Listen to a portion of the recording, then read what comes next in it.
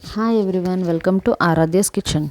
ನಾನಿವತ್ತು ಚಿಕನ್ ಕಬಾಬ್ ಮಾಡೋದು ಹೇಳ್ತಿದ್ದೀನಿ. ಚಿಕನ್ ಕಬಾಬಿಗೆ ಆಲ್ರೆಡಿ ಚಿಕನ್ ಕಬಾಬ್ ಪೌಡರ್ ಹಾಕ್ಕೊಂಡಿದ್ದೀನಿ. ಶುಂಠಿ ಬೆಳ್ಳುಳ್ಳಿ 1-2 ಟೇಬಲ್ ಸ್ಪೂನಷ್ಟು ಹಾಕ್ಕೊಂಡಿದ್ದೀನಿ. ಈಗ ಅದಕ್ಕೆ ಕಸೂರಿ ಮೇಥಿ ಹಾಕ್ಕೊಳ್ಳೋಣ. ಸ್ವಲ್ಪ ಅರ್ಧ ಸ್ಪೂನಷ್ಟು ಅದನ್ನು ಕೈಯಲ್ಲೇ ಪುಡಿ ಮಾಡಿ ಹಾಕ್ಕೊಬೇಕು. ಅದಾದ ನಂತರ 1 ಕಡ್ಡಿಯಷ್ಟು ಕರ್ಬೇವಿನ ಸೊಪ್ಪು ಹಾಕ್ಕೊತಿದ್ದೀನಿ. ಮತ್ತು ಅರ್ಧ ನಿಂಬೆಹಣ್ಣು ಹಾಕ್ಕೊತಿದ್ದೀನಿ. ಮೊಸರು ಸಹ ಹಾಕ್ಕೊತೀನಲ್ಲ, ಸೊ ಅರ್ಧ ನಿಂಬೆಹಣ್ಣು ಸಾಕು. ಅರ್ಧ ನಿಂಬೆಹಣ್ಣು ಆದಮೇಲೆ ಕ್ಲೀನಾಗಿ ಹಾಕ್ಕೊಳ್ಳಿ ಅದನ್ನು. ಈಗ ಸ್ವಲ್ಪ ಅರಿಶಿನ ತೊಗೊಳ್ಳೋಣ. ಅರಿಶಿನ ಹಾಕ್ಕೊಂಡು ಕ್ಲೀನಾಗಿ ಒಂದು ಮಿಕ್ಸ್ ಕೊಡೋಣ.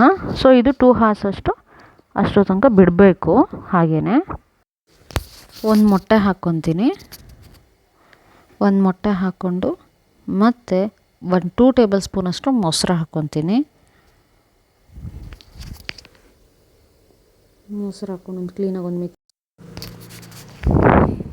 ಮಿಕ್ಸ್ ಮಾಡಿ 2 hours ತನಕ ಬಿಡಬೇಕು. ಆವಾಗ ಚೆನ್ನಾಗಿ ಮ್ಯಾರಿನೇಟ್ ಆಗಿರುತ್ತೆ ಅಂತ ಅಷ್ಟೇ.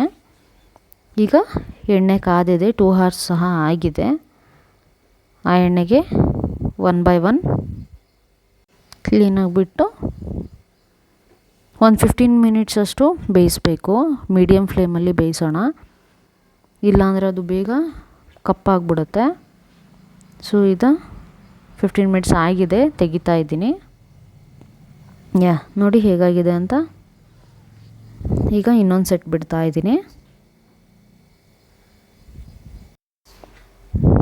ಅದು ಕ್ಲೀನಾಗಿ, ಅದು ಸಹ 15 minutes ಬೇಯಲೇಬೇಕು.